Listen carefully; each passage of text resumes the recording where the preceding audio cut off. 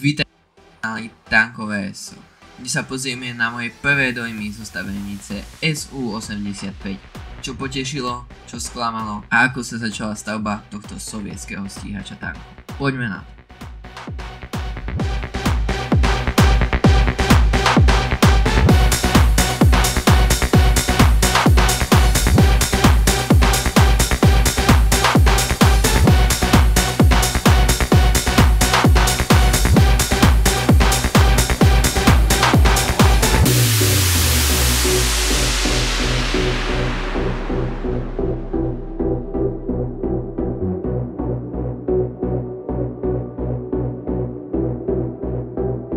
Základné informácie. Jedná sa o model SU-85 od výrobcu Zvezda v mierke 1:35. Počet dielov je presne 312 a dĺžka pozostavení je 23 cm a 3 mm. Cena na Super Hobby je 31 € bez dopravy.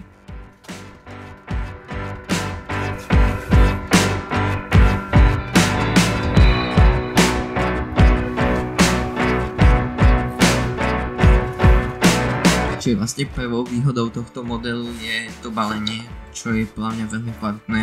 Máte tam tú prvú krabicu, ktorá je taká dizajnovka, potom tam máte druhú krabicu kartónovú, ktorá vlastne má ochrániť ten model pred poškodením a to sa mi veľmi páči, že je tu také hrubšie a ochráni to ten model.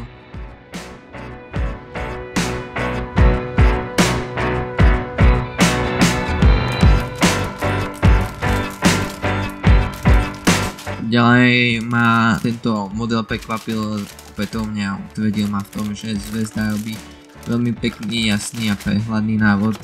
Takže to nedostanete všetko v 3 krokoch, ale nepokrokované a potom sa to aj lepšie skladá.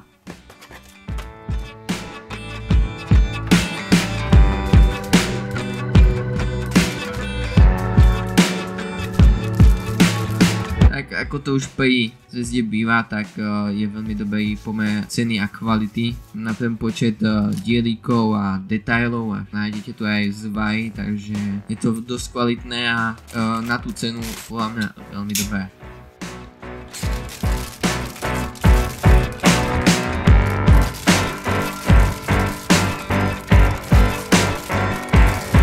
Tento model je určený vlastne pre mierne pokročilých. Nie je to úplne pre profíkov, ale je to pre tých mierne pokročených. A tento model je dosť dobrý pre diorámy, lebo si ho môžete ešte dokastomizovať a celkovo má veľmi pekný ten základ a veľmierku. Zaujímavosť stavby modelu.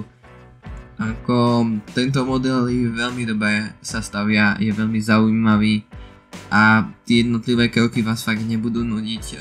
Jediné čo je také viac opakujúce sa je stavba podvozku, ale pritom si proste nevyberáte a ináč. Je tento model veľmi perfektne spracovaný a dostanete z toho fakt kvalitný výsledok. Veľkým plusom proti predošlému modelu z T34 je pre mňa to, že nepoužili plastové lanko, ale použili zamotané nite a vyzerá to podľa mňa o dosť lepšie. Není to možno také úplne detailné, ale môžete si tú niť vytvárovať viac a môžete sa s tým viac pohrať, takže podľa mňa toto je o dosť lepšie ako pri tom modeli s T34. Ďalšou výhodou je ešte, že v modeli priamo nájdete nálepky, takže áno, môžete si vlastne svoj tank aj takto skrášliť.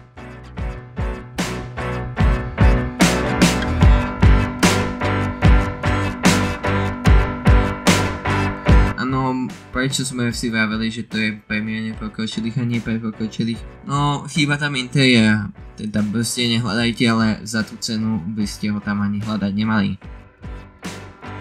Ďalšou nevýhodou je kvalita niektorých dielov, no a tá není vždycky úplne ideálna. Je to pozorovateľné hlavne na gulatých častiach, ako sú napríklad hlaveň, kde sú pozorovateľné zvyšky podelení formy. Sú to také malé plastové výstupky. Zase nie je to zase niečo sa nedalo odstrániť, čo by vám vlastne malo pokaziť model, ale pre niektorých menej pokročilých to môže byť trošku výzva sa s tým pohrať, ale ako vravím, proste šumírkom sa to dá napraviť.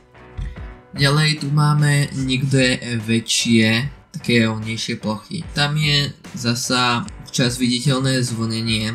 Zvonenie je väčšinou malé a aj keď je väčšie, tak sa dá opraviť a zachrániť to. Ono vlastne to zvonenie je väčšinou také, že ho trošku preberú síte alebo tak, alebo ho spravíte tým, že to tak naplníte pri tom lepení. Ale proste, keď to nejak nezalepíte, stále tam máte ten tmel. Takže podľa mňa to nie je nič až také hrozné, ale pre začínajúceho modelára to môže byť trošku horšie a musí sa s tým trošku viac vyhrať.